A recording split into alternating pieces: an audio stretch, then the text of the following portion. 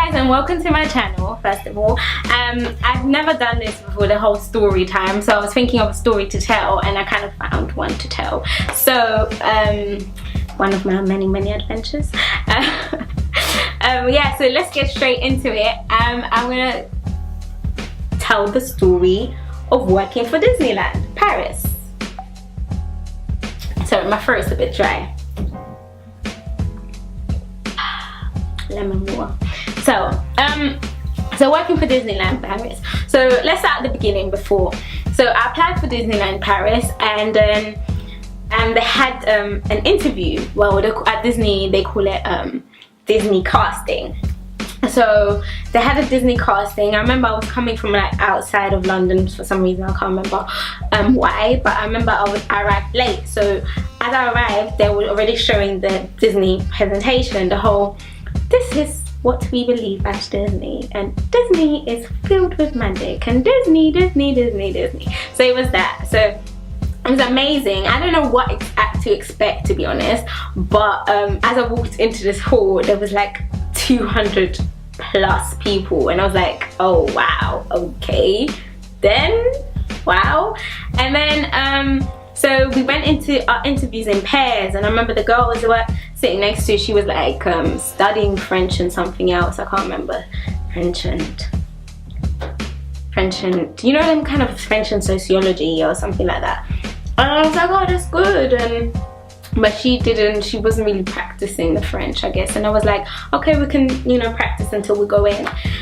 And then so we went in, and I remember there's like 3 different interviewers, and they would interview 2 people at the same time. So, and then I remember when people were coming out, they were like, don't get person, I can't remember what her name was, it's like, don't get person X, let's say, or the 3rd table, whatever it was. And I was like, okay. So my time was to go in, so I went in now with another lady, and then she was the interviewer was asking us all these questions, and it's like, why do you want to work for Disney, and what, and this, that, the third. And then one of the requirements is obviously you should speak French, but it's not a must. Like, you should speak French, it'd be good, but it's not a must. I would say working for them now that I realized the French is not a must, but obviously it kind of, in a way, it makes sense if you spoke some kind of French. But in general, they actually do prefer people that speak English, because most of their clients do speak English, or most of their customers, sorry, do speak English.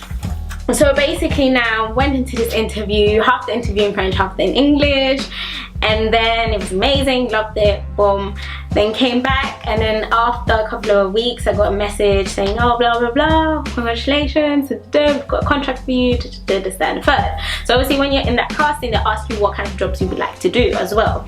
And so got my first contract. So I was 18 at the time. I remember I went, and I don't know what I was thinking, to be honest. Now that I look back at it, I'm like, 18-year-old idol had a lot of balls. Like, come on, like she literally leaving, I feel like leaving like a city to go to another city in the same country is fine, but she left, or I left, to go another country to go and work. I was like, well done, well done. That's goals right there.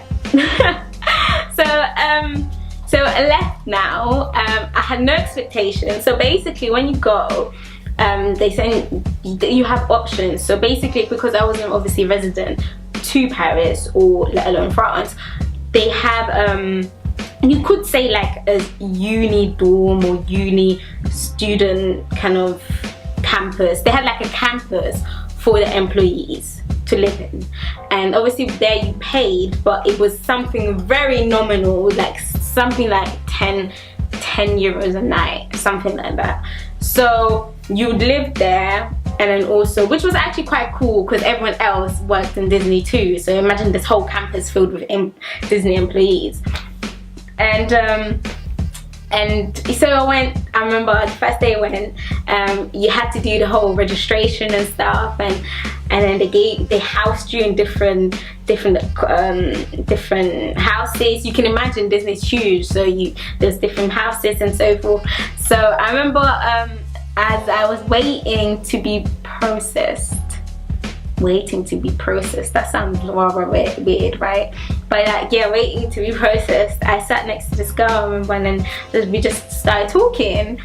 And it was really random, and she was there by herself too. And the cool thing about her was she was a twin, but she came on her own to come and do this. And I was like, oh, da, da, da. And we ended up talking and into conversation and everything. And during the day, like that day, we just ended up, like, because we clicked so much, we just ended up hanging out the whole day together. To find out that later that because basically when you live in the Disney halls, they pair you up with someone because it's like an apartment. So it's an apartment for 2 people. So they pair you up with somebody. And I remember when we got to our place, because we were in the same place, we tried to see whether we could get an apartment together, but they were like, oh girl, sorry, you guys have already been allocated to people. And what they did, I think what they did was actually quite nice, because for example me, they matched me up with a German, because they knew I spoke German. So it was like, they kind of took that into consideration as well, I guess. So it was quite nice. And then in the end, what I found out, the girl that I was with the whole day, her roommate happened to meet my roommate, and they had spent the whole day together. And then so it was like almost like, I don't know, there's no such thing as coincidence. This was basically synchronicity, because obviously after that she went to her apartment and I went to mine, and obviously we weren't that far along. I think we were still on the same floor actually, or she was 1 floor up and I was 1 floor down.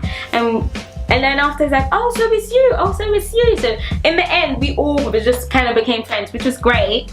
And the girl that I met at Disney, the first person I met at Disney actually, I still speak to her till this day. She's actually one of my very, very close friends.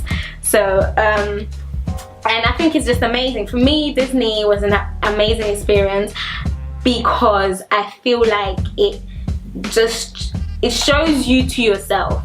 Because obviously, like I said, you're leaving a country to go to another country if you're not obviously in Paris already or in France already. It's leaving another country to go and experience something, and it adds more to your, I don't know how to put it, adds more to your character, and it adds more to your confidence, I would say. Because obviously at 18, most of us at 18, we don't even know what we want to do, you know, and let alone, you know, do things that scare us, you know. Because at the end of the day, I feel like living is about doing what scares you, you know, do the things that conquer your fears, I would say, you know. And it's very, I don't know, for me it was a very liberating experience, and I loved it. And I made some amazing friends, and I met some amazing people. And for me, I would always say, if you're young, if you're like if you're 18 or you're fresh out of, from 18, and you do it and you have the opportunity to do it, definitely do it.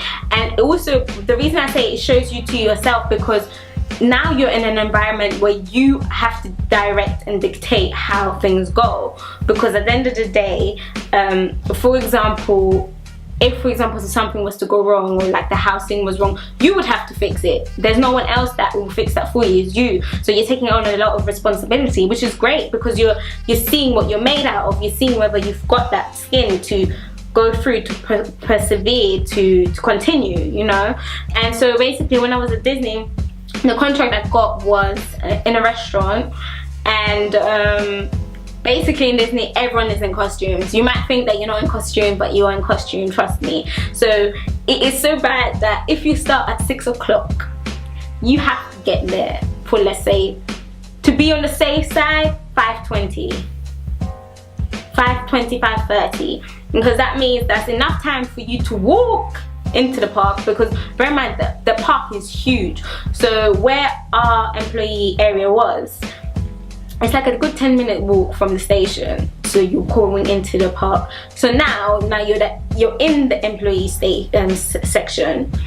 Now you have to go and pick out your uniform, and then your uniform, like, that's why I say that everyone is kind of in costume. Even though I was in a restaurant, I still had to wear like a shirt and black bottoms, and like a hat, like a cap, and like an apron. And then so basically, and shoes, like safety shoes, oh, those things used to be annoying. But yeah, so basically now you have to go and pick out your uniform. After you pick out your uniform, you have to get it scanned, so you have people that scan your uniform through, and then you go and change, you know, and that is time consuming. So obviously if you don't, because let's say just you picking up your uniform and changing can take 15 minutes, because there's so many people at the same time as well, so that can just take 15 minutes. And if you're working across the park now, that's another 15-minute walk, so that's half an hour already gone.